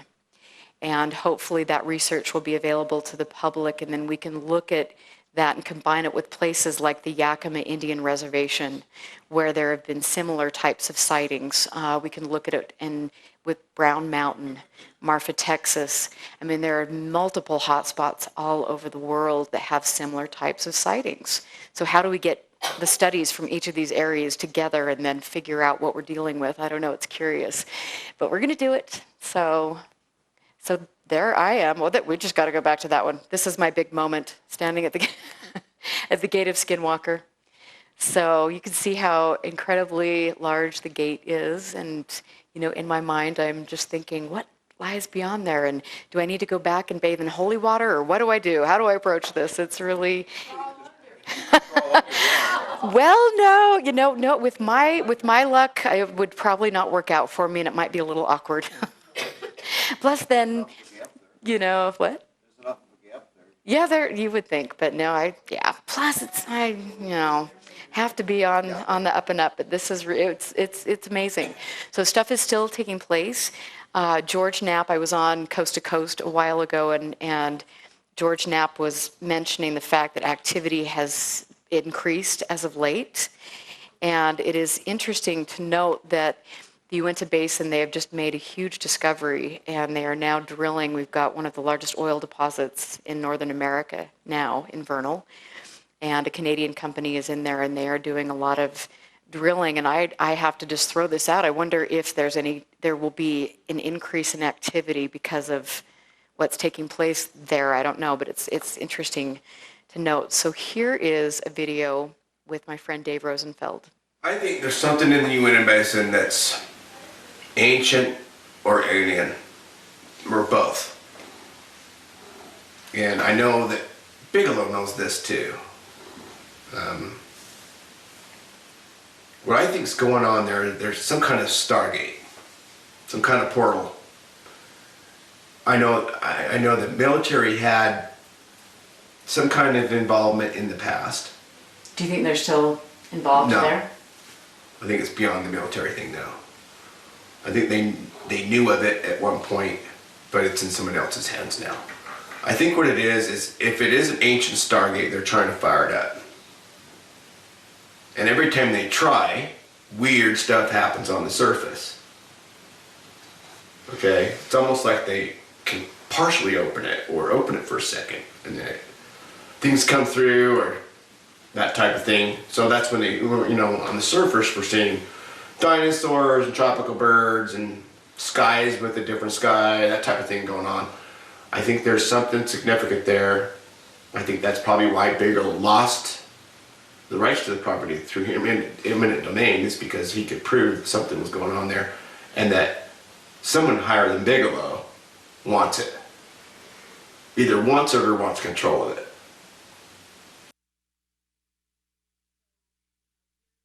We've got, it's interesting, and I'm going to talk about a case that I've investigated coming up pretty quickly, but Dave Rosenfeld and Ryan Burns are locals from Utah. They've been in the area, and Ryan Burns actually, again, has been on my radio show. They've both become very good friends of mine, and we communicate all the time about this. And, they have been there in the area, and they have witnessed all of these black vehicles, all these black Suburbans rolling into town. Ryan has a property that's not too far from Skinwalker Ranch, and he has videos of men in suits coming on his property with very strange electronic equipment, measuring for something. So the whole area is just, it's active. Yes, I do believe that the CIA was in the area, if not on Skinwalker Ranch, and doing some research. I think that any of these areas are very intriguing because there is something, a portal that is there. And so, of course, who wouldn't want that technology? But my question is I think that for me, it's not a question, it's a statement. I think that we need to be very concerned about who gets the technology and how we choose to engage whatever this is. So it's quite curious. So when I was state director for MUFON, I got a phone call or a report from a man who was in his early 40s. And he worked out on the oil fields right near the ranch. And he had seen multiple objects hovering over the mountain lines. He'd had experiences. So he was telling me about all of his experiences. And then he said, well, you know what, my parents, my grandparents, my grandma grew up in this area. And there was a time back in the 70s when she was out kind of rock hounding with her family. And she wandered away for a bit, but then they couldn't find her for hours. And when they found her, she was disoriented, but she had radiation burns on her in a pattern. So she went to her doctor, and she had had experiences with UFOs and very odd occurrences. She went to the doctor, and he said, you've got radiation burns. What have you been doing? Unfortunately, I tried to find her medical records. I couldn't because the doctor had passed away, and the medical records did not seem to go anywhere. But I decided that this was such an important case because it was the grandson, it was the mother, it was the grandmother, that I needed to get up there and I needed to document their stories. And I'm still in contact with them, and they've had very unique experiences. And I want to play a little bit of my interview with this lovely woman, and I think she's very brave. That time? Yeah, he was with us that time. Her one nephew, I think, grandson. yeah. That's Kai. Mm-hmm. No, Kai's the dog. Oh, Her one Kai's the dog, grandson is Garrett. Just Yeah. trying to put together the pieces. So was Kai ever, did you find Kai? Yeah, it was from Kai. Where was Kai? Under the bed or something, wasn't she? Who?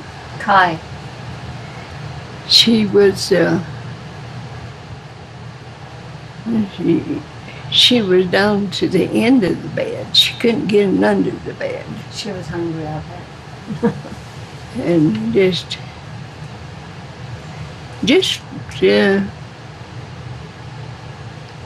different, you know, and I don't know. We'd had company apparently, because it was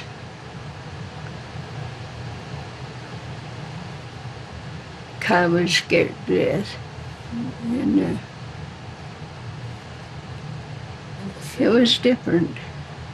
Yeah, that's interesting. Excuse me. God bless you. Take a second and tell you she started having experiences when she was a little child, and she never felt threatened by any of these experiences. But as she became a young woman and as she got married and she would be out in remote areas, she had multiple times when not only she had missing time, but her family had significant amounts of missing time. And in this particular event that she's talking about, she was out with her family, and they remember this large object hovering over their trailer. And then they don't remember much after that. And she was expressing how her grandson was, Grandma, what do we do? What do we do? And she looked at him and just said, we go to bed. And so she didn't know how to process this or what to do to console her grandson, who was quite young at the time. But when they came to, they looked in their fridge, which had just been stocked. They just thought they had come there, and there was mold on the bread. The milk had gone sour.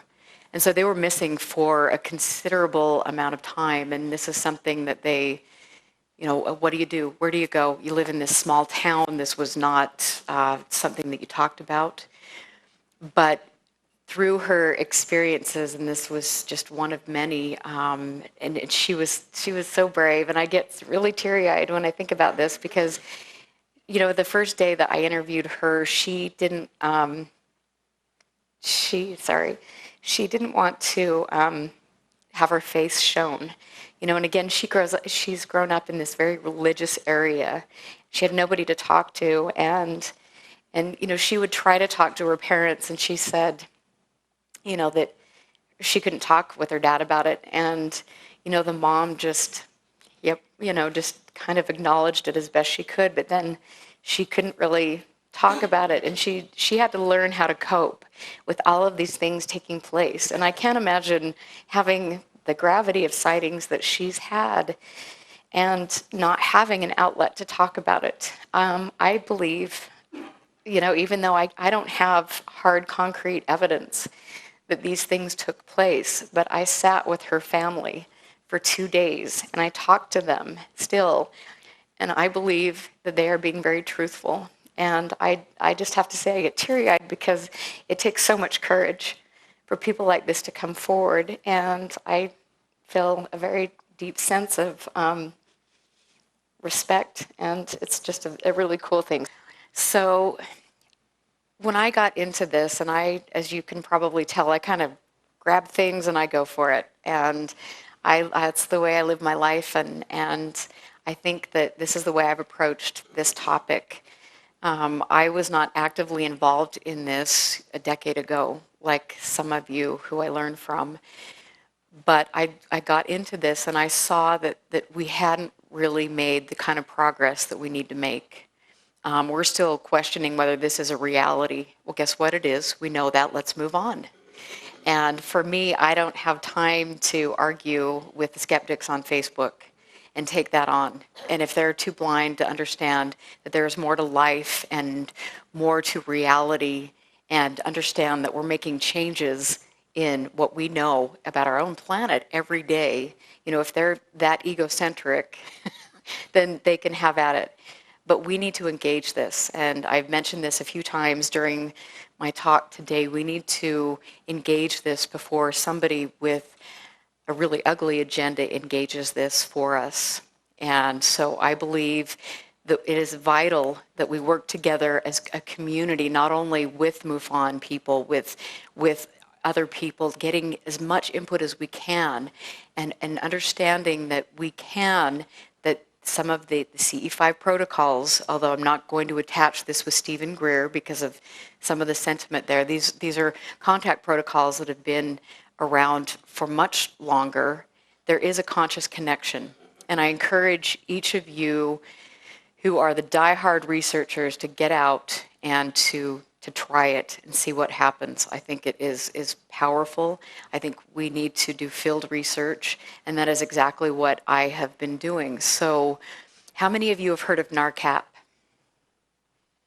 Yes, okay, yay! Okay, NARCAP is a really, in my opinion, one of the most important organizations that has done significant research with regard to commercial and military pilot sightings. The chief scientist is Dr. Richard Haynes, and the executive director is Mr. Ted Rowe, who is a friend of mine, and he is also putting together the International Association of UAP Research. And I'm the communications director, we will be addressing this and engaging the scientific community and doing I believe, some groundbreaking work. After I spoke at UFO Congress in February, I had the pleasure of joining my research partner in Utah, Jeff Cox, and Ted Rowe, and we went to a site in Arizona that we won't disclose the location. It's a very sacred, beautiful site. And we did a 5-day field research study where we had all of our equipment and we were out there. We slept in the middle of the desert and it was really hot and no tents. We were roughing it and I looked really frightful by the time that journey ended. But we had coyotes going through camp and all of these things, which was a trip. But it was not only just stunning, but we believe that we really caught some unusual things. And we're in the process of sending some of these things to different people to get their feedback, to try to learn as much as we can to make sure that what we present is actually something truly valid. But this is a beautiful picture of Ted. Ted had been there before. Professor Erling Strand from Hessdalen and Dr. Massimo Teodorani, who is an Italian astrophysicist, and again, an important name for you to remember. He's done significant work for NARCAP and published the combination of all the people in NARCAP, did a report called Project Sphere that talks about spherical objects and the impact on aviation safety. So this is really cool. So we were out here. This is when Ted gets back to this beautiful spot, and he jumped out of the car and just started running. And it was so cool. Jeff and I were just sitting there watching him because it was like this place was so important to him. He knew what had taken place, and it was, again, a really wonderful experience for me to be out here. So there we are in the car looking, I don't know what, quite frightening, but we were having a good time. So this is really curious. So the first night we were there, I hiked up to the top of a mesa, and I had a couple different video recorders, I had an audio recorder, I had an infrared camera. We had walkie-talkies, and my research partner, Jeff, was on another mesa. He was 300 feet away from me with night vision and the similar types of equipment. And then Ted was back in a bit. So we all had communication. But this is what I captured and what Jeff captured in two different locations, again, 300 feet away. You know, if you have any ideas, suggestions, I am not saying that this is something anomalous, but I'm saying that this is quite curious. So we'll see. When it comes to my PowerPoints, there's always something like this. That's great. That's why we've got such a great audio video team back there. Thank you. Woohoo! Okay, so this is my vantage point. And right now I'm up at the top and it's incredibly dark, but I was trying to get my tripod adjusted. And I noticed only visible through the infrared that there were a series of flashes. And so I radioed Jeff and I said, hey, are you picking this up? And interestingly enough, he was picking up the same type of thing. So there, you've got the flash again. Has anybody seen that before? Flashes, yes. Something like that. That's not too dissimilar to what we saw up on Mount Adams. Yeah. So this is from Jeff's location. Again, you've got this sort of some different things, probably bugs, dust going through, but then you've got, and I couldn't find the footage with the bright flashes, but you've got something that is in close proximity to Jeff, and he did see the same flashes, and then we've got some interesting objects down here below, and he was trying to focus on something which I am not sure, but very well could be some sort of anomalous light phenomena, but this was interesting. We both got things. The following night, Ted and I were out camping, and we observed an amber orange sphere. And again, you know, we took video of it. It was curious, and at one point in time, it almost appeared to have some sort of a laser-like focus that seemed to be directed at us. Was this something mundane? We don't know, but we did do extensive mapping of the location and went out during the day to make sure we were identifying, you know, objects, homes, car lights, any potential that we would have. This location was incredibly remote, and there was not a lot of traffic, and the road was washed out on some of these places, making it pretty inhospitable. I mentioned, and this is my common theme, the fact that there are many areas like Skinwalker Ranch, and I encourage each of you, because I would be willing to bet that you've probably got a couple of those in your state where you're seeing recurrent anomalous light phenomena. When I look at places like Marfa, Texas, you know, I turn to James Bunnell, who has done extensive work. He's written a few books. And then over on the right side, there is a video.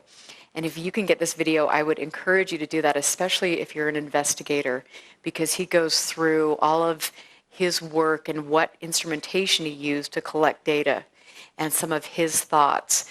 So, you know, we've got in some of these hot spots different ideas, different theories on things. Some people believe, Paul Devereaux believes they're earth lights related to, you know, fault lines, and different people have. Marcia Adams has done extensive research as well, and we all have different ideas about things, but Marfa is important, and he's done incredible work, and please get this video because you can learn a great deal from Marfa. And then we have got, and this book is so expensive and out of print, you've got Dr. Harley Rutledge, who did extensive work in Missouri.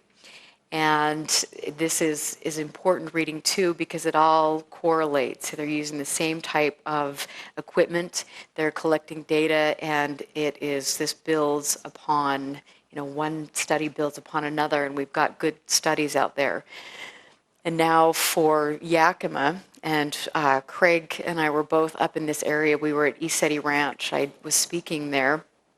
And Isetti Ranch is in Washington State. And this was, it's a beautiful location. And it is we've got a lot of different things going on there. But examining the Earthlight theory is Greg's work, and he has collected countless reports. David Akers has done significant studies in the Yakima Indian Reservation, and so there have been pretty brilliant people who have been engaged in research for a long time that oftentimes go under the radar, like Greg. Greg is incredible because he has, for decades, looked through every publication known to man and collected newspaper clippings and articles about the orange amber spheres, and he has done this in every country. And I will tell you what, the files on this are off the hook. He's sending them to Barry Greenwood, and Barry Greenwood is scanning them and archiving them, and so we will all have access to all of these reports. And we're talking, Australia, Zimbabwe, all of these places, and guess what? It's the same type of thing. There are commonalities. This has been going on for decades, if not longer. So when you look at each of these places, notice the similarities. What we have in these window areas, we have the balls of light, animal mutilations, strange creatures. Something that we don't really hear a lot about is the soil displacement. But at Skinwalker Ranch and in Yakima and in Hessdalen, they have had different cookie cutter type instances where there has been a section of soil that has very methodically been lifted up, roots still intact, and placed close to or far away from the original cookie cutter hole.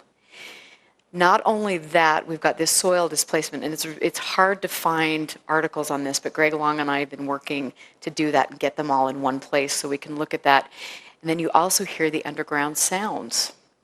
So this is common in these areas. It most certainly is up at Skinwalker. It is in Yakima.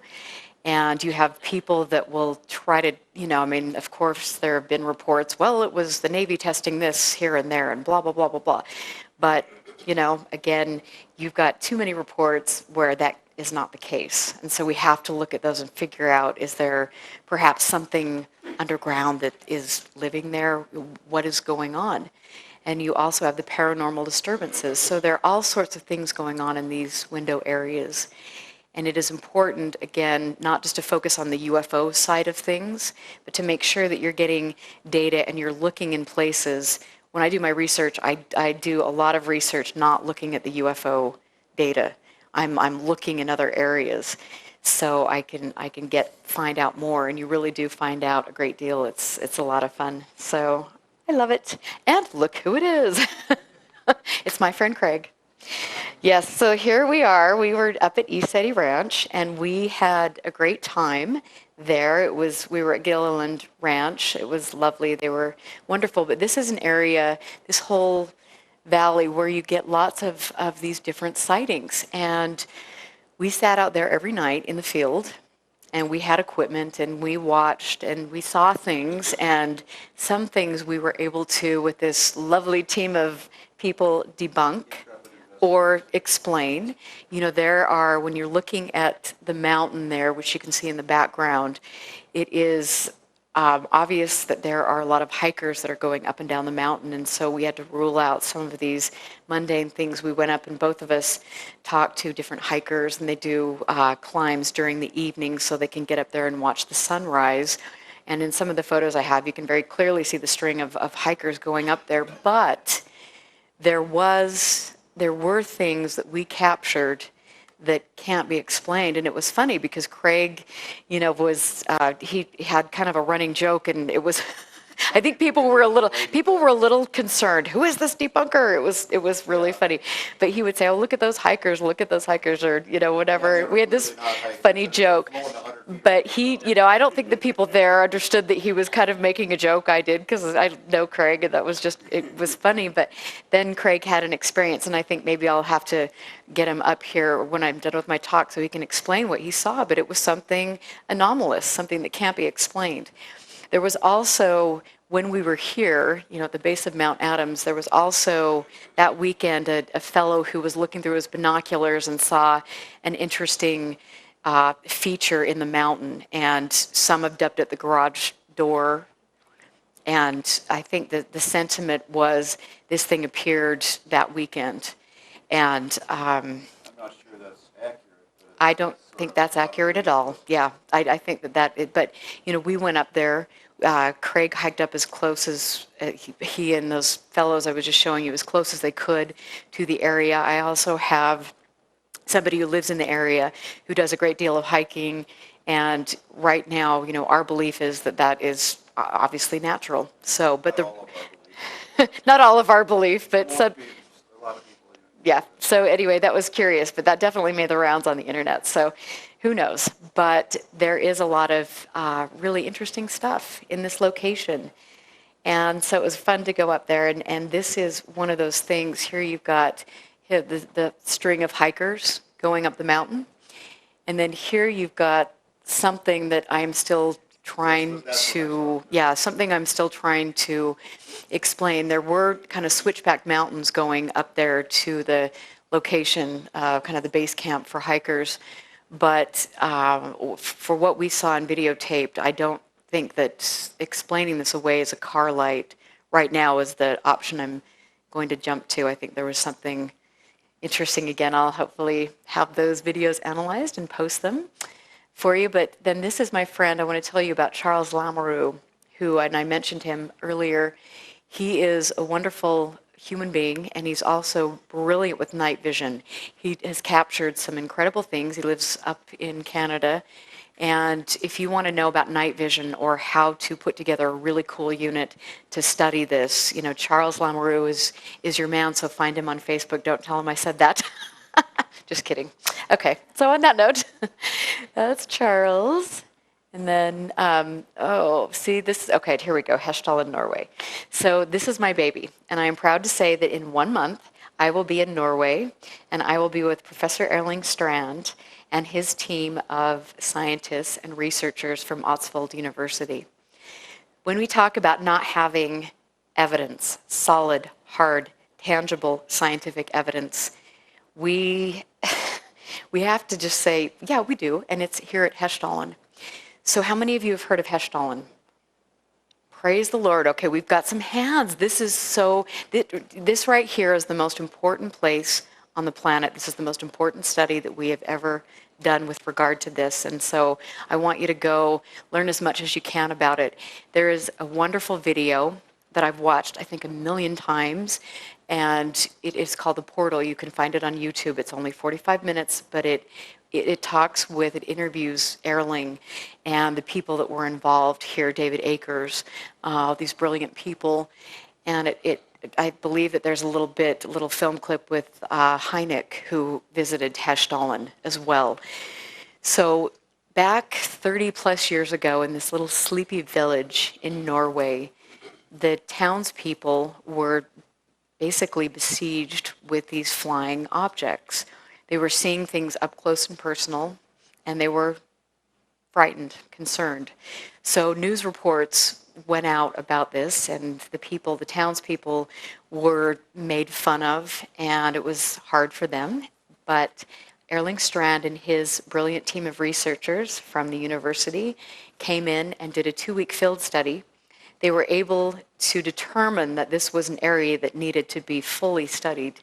And decades later, they are still there and have an observatory that has been set up where different universities from all over the world go, where they collect real-time data, and they actually have live cams. So you can go to projecthesdalen.org to see this, to look at the gravity of their work. They have done important things, and I cannot wait to get over there and to learn from them. The most impressive thing to me, though, is the fact that they take, twice a year, they take college students that are in the engineering school, and they bring them out there, and they teach them how to use instrumentation to study something anomalous. I don't know anywhere in the world where they do this.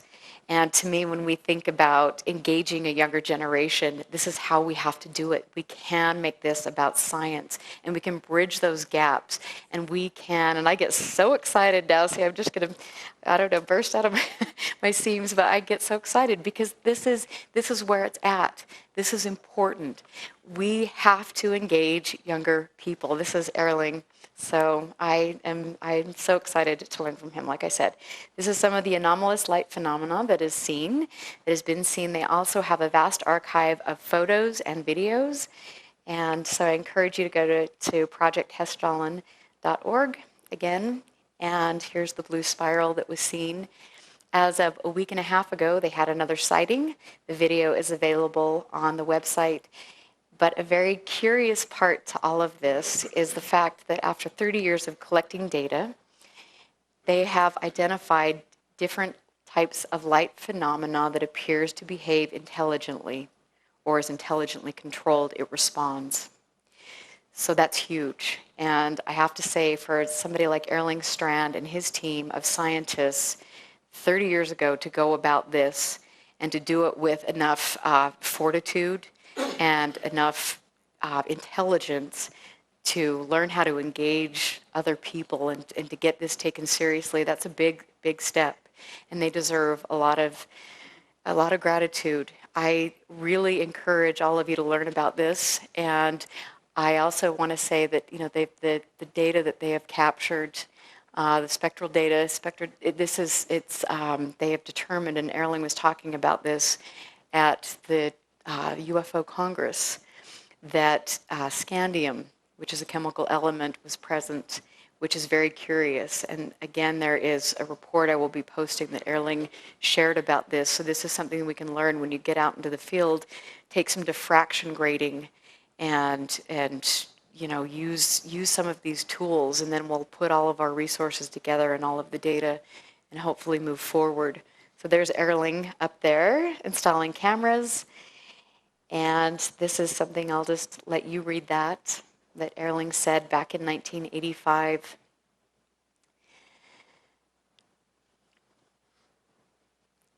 So this is awesome. And here, just 1 second, because I've got one more thing I have to say. When we move forward and we want to engage a younger generation, we have to be willing to look at ourselves, and we have to be willing to look and see why we have failed getting this information out. And I believe because we've had no ethical or professional standards in the field of ufology, we have failed. Because we have all of this infighting, and because we have disinformation that is running rampant, we have failed, and we have been kind of pushed off course. But I know now that I will do everything in my power to give you good information, that I will work with people like all of you to make sure we are being steered in the right direction, and that we are making change, that we are being progressive, and that we are addressing this and getting this out on a global scale. This is what I want to do, and I know that we'll all do this together, so I want to thank you. This is exciting. So learn about Hestollen and Marfa and everything, and thank you so much for being here. I really appreciate it. Thanks, guys. Thank you. Cool. I think that's... Oh.